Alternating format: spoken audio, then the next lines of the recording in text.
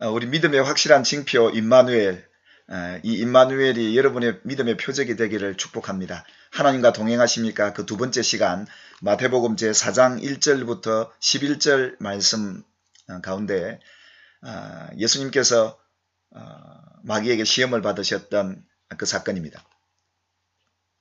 우리가 지난 시간에도 함께 생각해 보았던 것은 예수님에게 있어서 광야는 하나님과 친밀한 교제를 나누고 하나님과 동행할 수 있는 그런 곳이었습니다. 메마르고 굶주리고 어떤 사람들의 시선도 받지 못하는 고독한 장소가 광야였습니다. 그래서 그 광야라는 곳은 하나님만을 신뢰하고 하나님과 함께 할 수밖에 없는 그런 여건과 환경이 광야였습니다. 그런데 그런 광야에서도 시험이 찾아옵니다. 근데 여러분, 이 시험은 마귀가 하지만 하나님의 주권과 하나님의 모든 권한 안에서 이루어졌던 시험입니다. 왜 하나님께서 예수님에게 이런 시험을 허락하셨을까요? 이것은 창세기 3장으로 거슬러 올라가 보면 에덴 동산에서 뱀이 아담에게 동일하게 했던 시험과 같습니다. 그 첫째 아담, 그를 통해서 그가 잃어버렸던 가장 큰 불행은, 가장 큰 저주였었던 것은 영적으로 죽었던 하나님과 함께할 수 없는 하나님을 떠나는 저주였습니다. 그 시험에서 결국 이 아담은 넘어졌지만 예수님을 통해서 이 시험을 이기고 하나님과 영원히 동행하는 길을 예수님을 통해서 보게 해 주셨던 그 사건이 바로 오늘 이 본문이 되겠습니다. 예수님의 공생에 한 번도 하나님을 떠난 적이 없고 하나님과 함께함으로 그 놀라운 구원의 사역을 이루셨던 것처럼 오늘 저와 여러분이 하나님과 이 시험을 통해서 잘 이겨내고 하나님과 동행하는 나날이 될 수 있기를 주님의 이름으로 축복합니다. 첫 번째 시험은 마귀가 예수님 40일 동안 굶주리고 계셨던 그 예수님에게 네가 하나님의 아들이라면 이 돌을 명하여 떡덩이가 되게 하라는 것이었습니다. 예수님에게 있어서 이것은 쉬운 일이었습니다. 충분히 하실 수 있는 능력도 가지신 분입니다. 그런데 예수님은 이 시험에서 하나님이 뭘 원하시는지를 알고 계셨습니다. 창세기 3장에 이미 태초 전부터 계셨던 예수님, 이 아담의 첫 실패를 통해서 온 인류가 하나님으로 떠나게 되는 이런 불행한 사건을 경험했는데 예수님을 통해서 다시금 하나님과 동행을 계속 이어갈 수 있는 이 시험을 어떻게 이겨야 되는지를 우리에게 보여주셨습니다. 예수님은 나는 너의 말 듣지 않겠다. 나는 하나님의 입에서 나오는 말씀으로 살 것이다. 라고 말씀합니다. 우리에게 이 육신적으로 살아갈 이 떡은 참 중요한 겁니다. 우리가 이 세상을 살면서 경제적인 이 부분은 우리에게 가장 큰 시험일 수 있습니다. 어떻게 보면 오늘날 세상의 시스템과 모든 구조가 하나님의 백성들에게는 불리하게 작용하는 일들이 많습니다. 그래서 어떻게 보면 하나님의 말씀대로 주의를 거룩히 지키고 하나님 앞에 헌신하고 봉사하기보다 세상에 우리의 경제적인 유익을 위해서 살아야 될 시간과 그런 내 삶에 선택해야 될 기로들이 많습니다. 그럼에도 불구하고 이 경제적인 시험 속에서 예수님이 선택하셨던 것은 다름 아니라 그럼에도 불구하고 내가 굶주리더라도 배고프더라도 나는 하나님의 말씀을 따르고 그 말씀에 순종하겠다라는 선택이었습니다. 다니엘과 그 세 친구들이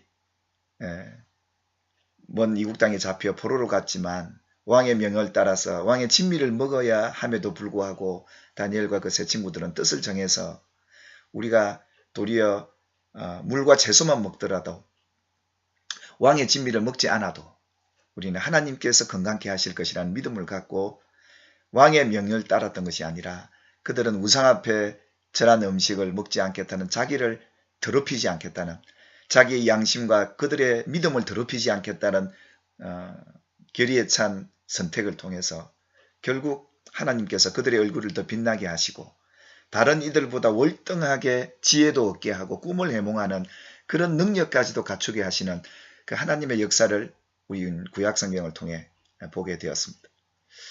저와 여러분 앞으로 하나님과 동행함에 있어서 이 경제적인 문제가 여러분에게서 하나님과 멀어지게 만드는 일들이 있을 것입니다. 여러분 선택하셔야 합니다. 우리 육신이 잘 되고 우리의 환경이 잘 되기를 바라십니까? 하나님과 동행하기를 바라십니까? 분명히 이 선택을 해야 될 기로에 여러분이 서 계신 분도 계실 것이고 앞으로도 이런 시험을 우리는 충분히 받으실 수 있을 것입니다. 여러분, 결정은 여러분이 하시길 바라고, 이 첫 번째 시험이 경제적인 시험이었습니다. 예수님 당시만 해도 로마의 정부에 빌붙어서 그 로마 황제의 말을 듣고 따르는 사람들은, 그런 종교 지도자들과 백성들은 잘 먹고 잘 살았겠지만 하나님의 뜻대로 믿음으로 사는 백성들은 가난해질 수밖에 없었고 그런 구조였습니다. 그럼에도 불구하고 예수님이 이런 상황에서 돌을 떡덩이 만들어서 백성들을 먹이면 백성들이 예수님을 추종하고 예수님을 하나님의 아들로 인정할 것이라는 생각도 해보았을 것입니다. 그런데 그랬습니까? 예수님이 오병이의 기적을 내었을 때도 세상 잘 먹고 잘 사는 경제적인 왕, 경제적인 대통령을 바랬던 백성들의 모습이었습니다. 여러분, 예수님이 이 땅에 오신 것은 우리의 육도 배부르게 할 뿐만 아니라 이게 필요 없다는 말은 아닙니다. 영적으로 하나님과 동행하는 복이 무엇인지를 보여주러 오신 분이 예수님이셨습니다.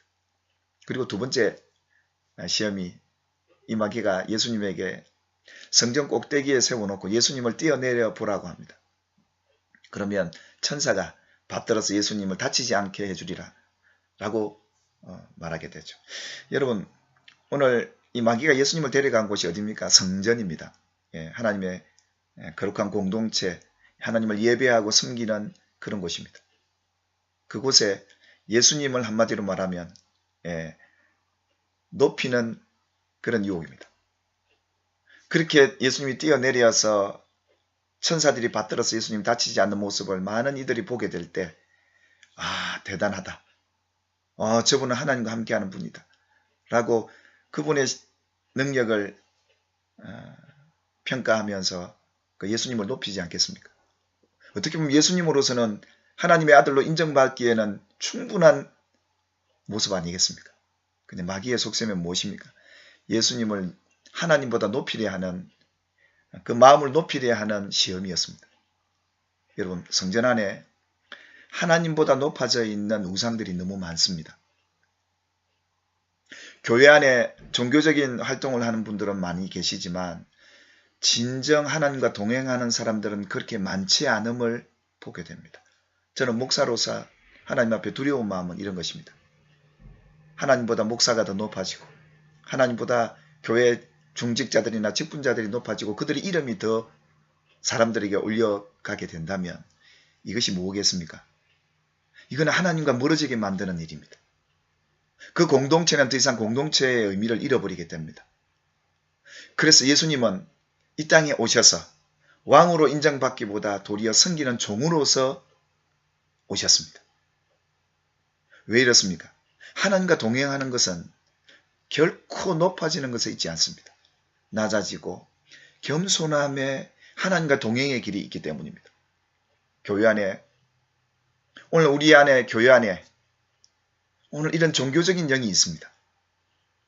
마귀들은 우리를 높여서, 우리를 띄워서 많은 사람 옆에 박수 갈채를 받고 하나님보다 더 높아지기를 바라는 것이 마귀의 전략이었습니다. 예수님은 이걸 알아채고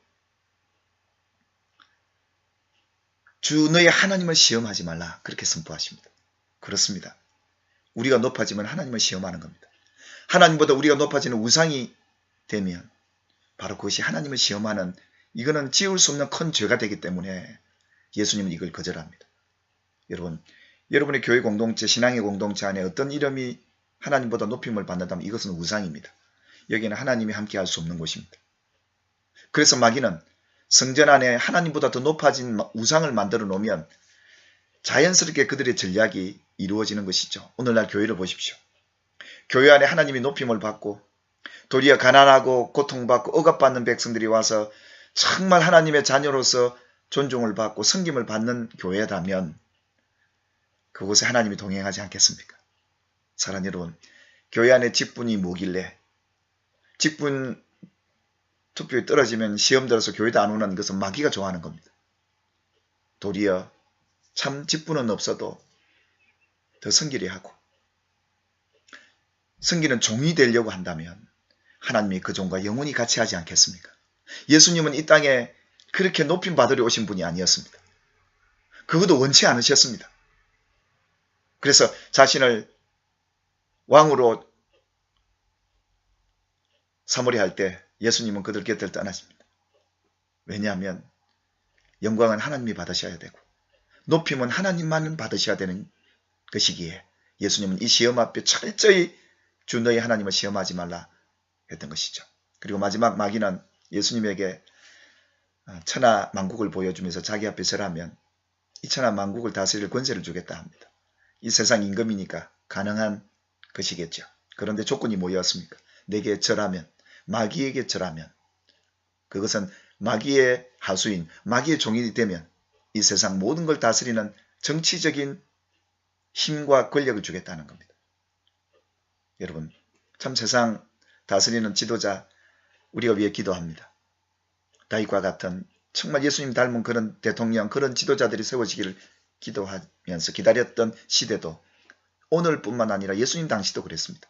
그러니까 오히려 예수님이 이렇게 되면 얼마나 세상을 다 움직일 수 있는 힘을 부여받으면 예수님을 하나님의 아들로 높이고 인정하지 않겠습니까? 그럼에도 불구하고 예수님은 아니라 나는 이 세상을 다스릴 방법은 그 방법이 아니라 세상의 힘이 아니고 마귀가 주는 조건이 아니고 마귀의 종이 아니라 하나님의 종으로 하나님의 뜻에 순종하여 십자가에 죽는 길이 내가 해야 될 일이다 라는 그런 예수님의 마음, 그런 결단이 이 시험에서, 이 정치적인 시험에서 결국 예수님은 승리하게 됩니다. 결국 예수님은 이 땅에 오셔서 오늘 우리의 신앙의 본이 되어 주셨고 하나님과 동행하는 길이 무엇인가를 이 시험 앞에서 우리에게 보여주셨습니다. 사랑하는 여러분, 오늘 우리가 하나님과 동행할 때 경제적인 시험을 이겨내고 뿐만 아니라 우리에게 이 종교적인 영으로 높아지고 뭐가 되는 여러분의 이름을 내게 되는 그런 교만한 자리 잊지 마시고 겸손하십시오. 그리고 또한 이 세상 힘은 이 세상 만국을 다스릴 어떤 정치적인 것이 아니라 철저히 하나님 말씀에 순종하여 희생하고 죽기까지 하셨던 예수님을 본받아서 우리 남은 생에 예수님이 그러하셨던 것처럼 하나님과 함께 가셨던 것처럼 예수님이 고백했던 것처럼 내 안에 하나님이 내 안에 하나가 되어 마지막 영원히 동행하는 천국의 보좌 앞에 우편까지 가셨던 예수님처럼 우리 오늘부터 이 시험들을 잘 이겨내고 하나님과 동행해 가는 임마누엘의 복을 누리는 저와 여러분이 되기를 주님의 이름으로 축복합니다. 감사합니다.